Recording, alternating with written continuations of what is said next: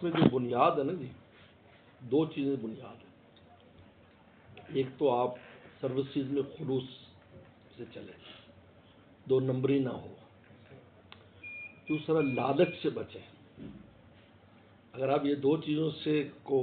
کر لیتے ہیں نا تو آپ بہت کامیاب ہیں۔ اپنے خلوص آپ نے جو جیسے جو کمٹمنٹ کی ہے آپ وہ دیں، بالکل اس میں یہ نہ دیکھا اگر کبھی خسارہ بھی ہو تو کوئی بات نہیں، ایک پارٹی سے خسارہ ہوگا دوسرے میں اللہ آپ کو پورا کرا دے، لیکن آپ کا ایک سٹینڈرڈ بن جائے گا، ایک برانڈ بن جائے گا آپ کے، یہ وہ ایسے اچھے لوگ ہیں۔ دوسرا لالچ کی بنیاد پر کوئی فیصلہ کرے، یار اس میں ہمیں یہ ہو جائے گا، یہ کیونکہ حدیث شریف میں آتا ہے کہ یہ جو مال ہے یہ سرسبز ہے۔ پھر آپ نے دو بکریوں کی مثال دی کہ جب گھاس سبزہ بہت ہو جاتا ہے تو ایک بکری جو لالچی ہوتی ہے وہ ہر بوٹی کو منہ مارتی ہے،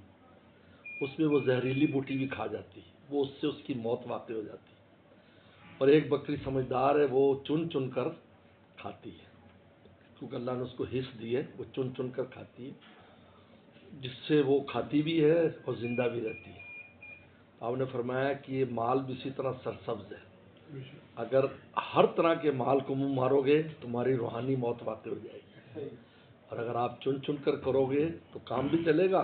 اور آپ روحانی طور پر بھی زندہ رہیں گے۔ تو اس لیے لالچ سے بچیں، اور خلوص جو کمٹمنٹ ہے، خلوص کسے نا جو کمٹمنٹ پوری کرے، آپ کو ہم نے یہ پانی دینا آپ وہی پانی دیں، اس بوتل میں 2 نمبر پانی نہ ڈالیں، بس اس طرح ہم خلوص ہیں۔ تو آپ یہ دیکھیں گے کہ انشاءاللہ آپ کو کیسے برکت ہوتی ہے، کیونکہ برکت اوپر سے آتی ہے، نیچے سے نہیں آئے گی۔ آپ کی اس پیسے میں برکت اوپر سے اب آپ لیں گے اپنے ہاتھ میں تو اللہ تعالیٰ اس کو میں برکت کا ہوتا ہے، اس کا وزن، وہ وزن ہی ہو جاتی چیز، وہ 1 روپیہ ہے لیکن اس کا وزن بہت ہو جائے گا۔ وہ جب آپ کہیں بھی خرچ کریں گے تو وہ آپ کو ایک فائدے مند چیز اس کے عوض میں آئے گی، اور اگر بے برکتی ہو تو کروڑوں آپ لٹا دیں گے لیکن آپ کو نتیجے میں کچھ بھی نہیں ملے گا، کوئی چیز نہیں ملے گی۔ لوگ کہتے ہیں جی بہت آتا ہے، پتہ نہیں کہاں چلا گیا، ہلکی چیز تھی نا نکل گئی۔ اب میں نے مولانا صاحب ڈیلی کا اپنا جو ہے نا رول بنایا ہوا ہے، میں صبح جب آتا ہوں میں سورہ رحمان